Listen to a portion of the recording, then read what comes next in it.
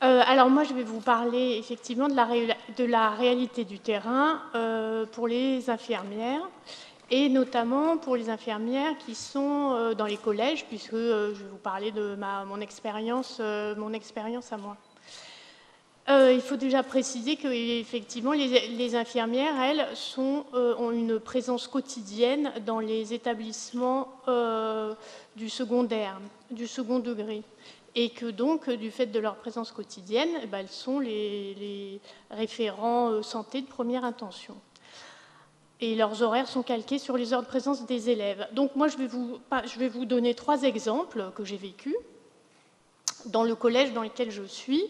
Un exemple qui va parler de l'accueil et de l'écoute qui se passe à l'infirmerie. Un autre exemple qui va vous parler de l'analyse des besoins faite dans le collège sur un niveau, en l'occurrence un niveau de 6e, et puis de l'accueil et du suivi d'élèves à besoins éducatifs particuliers. Je vais vous donner le cas d'une élève qui est arrivée avec un PAI. Donc je vais vous parler d'un premier cas que je vais appeler Yasmine. Et il faut savoir qu'à l'infirmerie, effectivement, enfin vous devez le savoir, mais à l'infirmerie, quelquefois, il y a énormément d'élèves qui arrivent, il y a une dizaine d'élèves qui arrivent.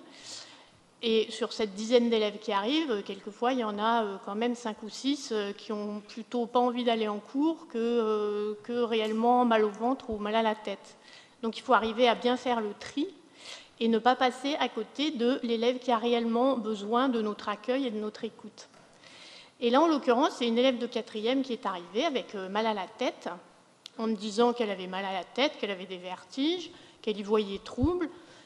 Et puis, je lui ai pris sa température. Elle avait une température normale, pas de fièvre, et cette élève portait des lunettes. Donc, je lui ai quand même fait un test de vision avec l'échelle LA qu'on a à l'infirmerie. Et là, j'ai constaté qu'elle avait 4/10 et 4/10 à l'œil droit et 2/10 à l'œil gauche avec ses lunettes, et que son dernier rendez-vous ophtalmo datait de 6 mois. Donc en fait, ça a été quoi le rôle de l'infirmière là ?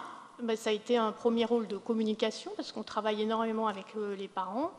Après une orientation sur un rendez-vous ophtalmo, et puis une coordination aussi avec les parents qui n'arrivaient pas à avoir le rendez-vous. Donc il faut appeler aussi l'hôpital pour avoir un rendez-vous en avance, parce qu'en plus, dans les régions dans lesquelles j'exerce, les rendez-vous sont un an après, ont des délais très longs.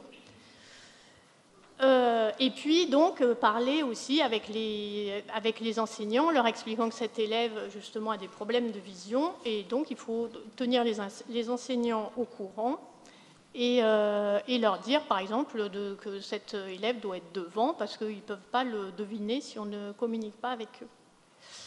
Le deuxième exemple que j'ai, c'est plutôt un exemple de prévention et d'éducation à la santé, c'est-à-dire que donc cette année on s'est aperçu qu'on avait toute une classe de 6e, pas une classe, tout le niveau de 6e qui est extrêmement bruyant, bagarreur, et qui induit un climat très tendu.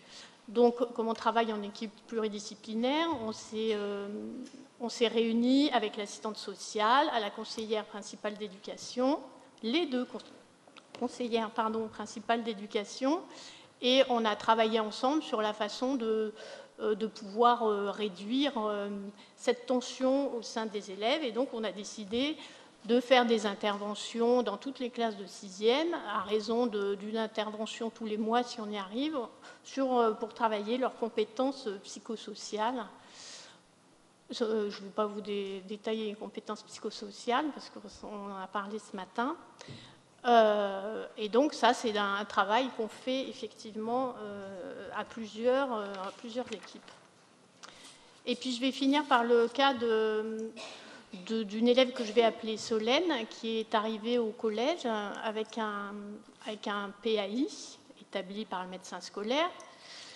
Et cette élève est arrivée au collège après une absence d'1 an, parce qu'elle a eu une rechute d'un lymphome lymphoblastique. Donc, elle revient en classe en janvier. Il y a évidemment une équipe éducative qui se réunit avec tous les participants de l'équipe éducative. Et dans le PAI, donc, est déterminé l'emploi du temps qui va être allégé. Elle a un SAPA de 3 heures à la maison, service d'aide pédagogique à domicile. Elle peut aller à l'infirmerie à la demande. Et donc,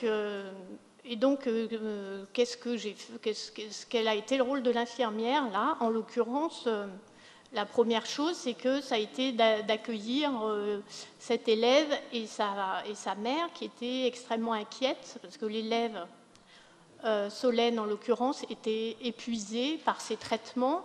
Elle avait eu des complications en plus, parce qu'elle a eu, avec sa rechute, elle a eu un rejet de greffe, donc elle a eu une deuxième greffe, elle a fait des complications cardiaques, rénales. Donc elle est arrivée au collège épuisée, mais en ayant extrêmement envie de reprendre sa classe de 3e et de passer son brevet, et parallèlement avec une angoisse énorme en se disant « je ne vais jamais tenir le coup, comment je vais faire ?» Et le fait de venir avec sa mère à l'infirmerie, de discuter, de savoir où est-ce qu'elle va pouvoir aller s'allonger, de voir que à l'infirmerie, on était au courant de ses problèmes et qu'on était tout à fait disposé à l'accueillir, ça l'a beaucoup rassurée, et ça a énormément rassuré sa mère, qui, à chaque fois que cet élève est venu à l'infirmerie, avait été immédiatement tenue au courant, parce qu'elle voulait qu'on fasse comme ça. On lui téléphonait à chaque fois que sa fille venait à l'infirmerie pour savoir si elle restait au collège, si elle partait. Et voilà. Et donc, en plus, il faut... donc, c'est l'accueil et l'écoute. C'est la communication aussi avec les enseignants qui, quelquefois, si on ne leur explique pas le degré de fatigabilité d'une élève, ne se rendent pas compte. C'est pas par... voilà, ils ont besoin de savoir les choses, donc il faut aller les voir, il faut aller discuter avec eux. Et puis, cette communication aussi avec les parents, et donc l'élève qui sait qu'elle peut venir comme elle veut à l'infirmerie et qu'elle sera bien reçue, et que aussi toute la communauté éducative est bienveillante avec elle.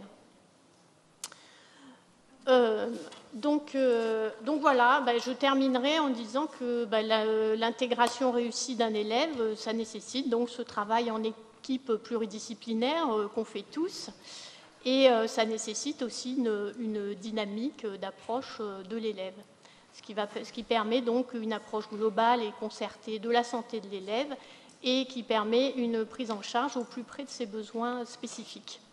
Voilà, je vous remercie.